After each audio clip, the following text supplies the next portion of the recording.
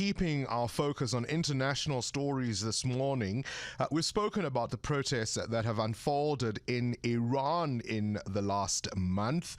It's understood hundreds of lives may have been lost because the protests erupted after a 22-year-old woman died whilst being held in custody by that country's morality police for allegedly violating strictly enforced Islamic dress code. But what does it mean for the Republic? Tembisa Fakute is a senior research fellow and director at Africa-Asia Dialogue and joins us now on the line. Thank you so much for your time. As briefly as you can, please, what would you say has happened in Iran?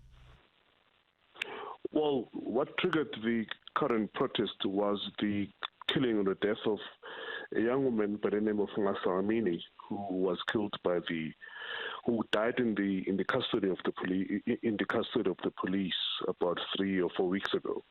So that's what triggered the current protest, and she was arrested apparently for not appropriately wearing the scarf, which is also known as a hijab, and that led her to her arrest. And during that arrest, we are told that she was tortured.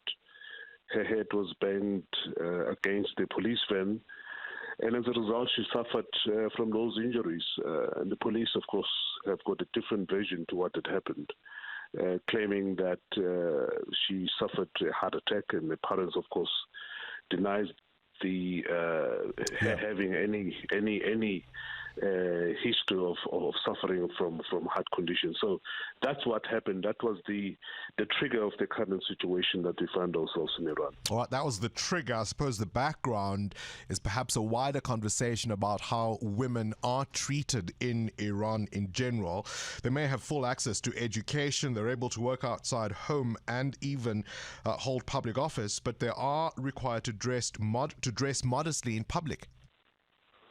Yes, they are, but this is a global phenomenon. We have some people in South Africa who spend a lot of their time trying to tell women how to dress up. And remember the stories that we had over the past couple of years of the miniskirt protests, and that was as a result of certain men who felt that women had to dress in a certain manner. So this kind of conservatism, unfortunately, is affecting us around the world, but Iran in particular has had this problem for a long time with these so-called moral police who believe that they are somehow entrusted or have the right to tell women how to dress up.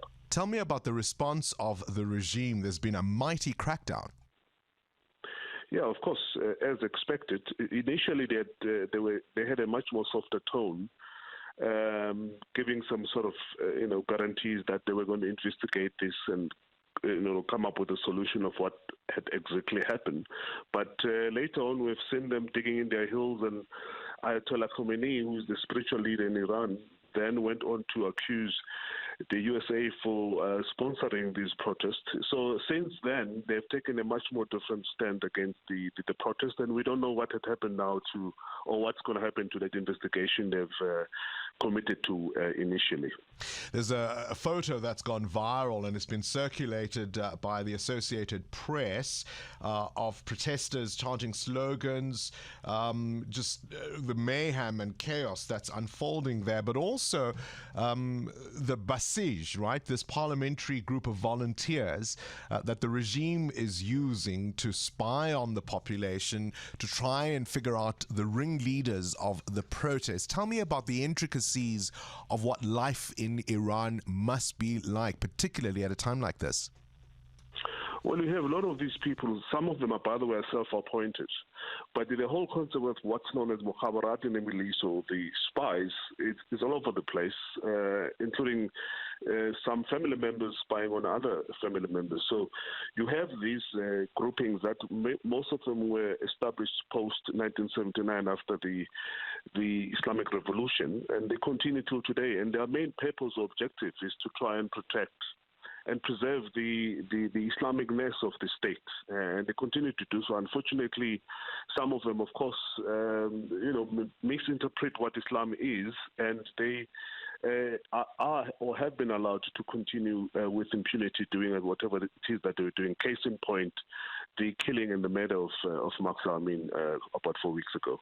But we've seen waves of protests before. I'm thinking of the Green Movement of 2009. We saw the same in 2019. The regime has been able to put down these demonstrations successfully.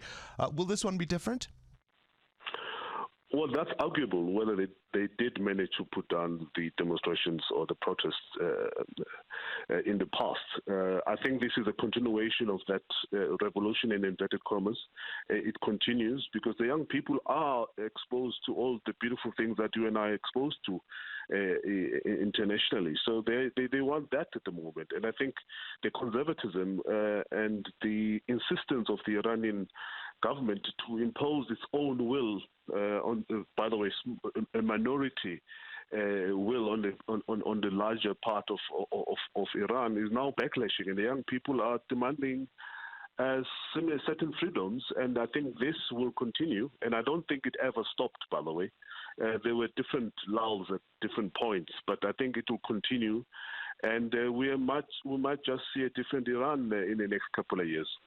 What's that old Chinese curse? May you live in interesting times, and certainly that's what we are living through.